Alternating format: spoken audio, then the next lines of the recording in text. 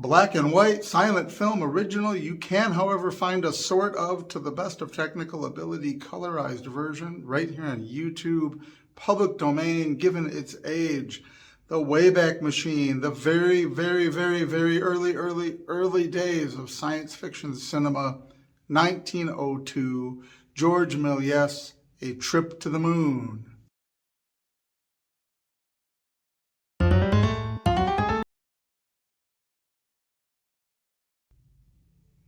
A silent film with a musical score to be played on organ or piano, whatever is available at the theater. This was the old days, drawn from such sources as H.G. Wells' From the Earth to the Moon or Trip to the Moon. The film cannot be a literal rendering of such a story. There's no way within the realm of special effects, but you gotta see the film to understand how earth-shattering it is. To modern eyes and sensibilities, it's really, really weird. Full hanging tapestry, paintings of backgrounds. Hey, you're doing the best you can. Weird sort of musical, ongoing dancing to the score, again, strikes us very odd. The transition from live theater performances to things being recorded on film, one can't say enough about how this transition takes place. The first silent films were short little skits about this or that. They were basically showing you things you couldn't otherwise see with your eyes from across the world and putting it up there for you. Actually telling a story is a relatively new idea by 1902, and to try to undertake a science fiction tale, what you get is the very best sort of visual live theater, but now recorded.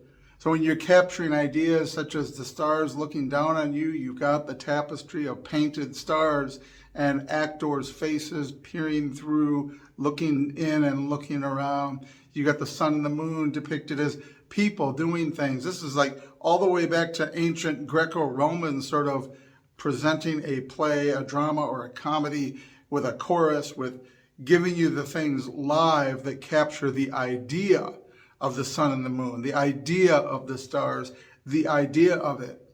But intermingled with this, he includes things like the big giant gun shooting the capsule to the moon in this fashion that is sort of an interesting idea, right? Of course, we didn't do that. There's more with the invention of rocketry, with the way the engines would work.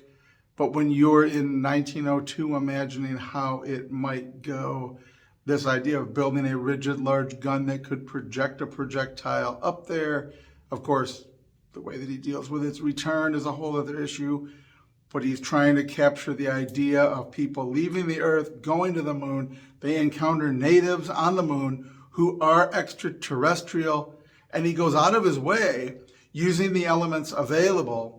The aliens on the moon are very acrobatic. They move in a very extraterrestrial fashion, but that is very dance-like and not like something you might see in a live stage production. So putting them in a mask that isn't clear to us, it looks like you want to see the people under the mask because it's just some thing that these tribal people do. But he's probably trying to capture the idea that they don't look like us. The mask isn't supposed to be so obviously a mask. It's meant to provoke the imagination. So we get creatures that look alien, that behave alien to the degree that they are not able to look alien enough. We get all of these really interesting science fiction elements. The painted backgrounds. Now that's going to go on for a long time. The early episodes of Star Trek in the 1960s used some painted backgrounds, used them much better, but they were obvious nevertheless as being painted backgrounds. So doing this with these tapestry backgrounds to show you the city, the launch, the moon in the distance, giving us a moonscape that looks not like human terrain intentionally, this is really good stuff. So as much as it's easy to look at it and judge it now, to turn up our noses and be like, this is really weird and goofy, and it's like it's not realistic, and it's like they're not even trying. But the opposite is true. With what he had available, discovering new ways to bring this stuff to film that had never been done, but had been on stage. It's really quite ingenious how much it does with what it had and with zero experience. If you could really see the future and see what movies would look like, you might have been able to do a better job of faking it. But nobody knew what future movies were going to look like. And again, taking the stage production concepts, putting them up there on the big screen, such as it was, this is really amazing stuff. Everybody should go check it out. If you haven't seen it, check it out at least once. I'll look for a link to put in the comments below. A Trip to the Moon, 1902.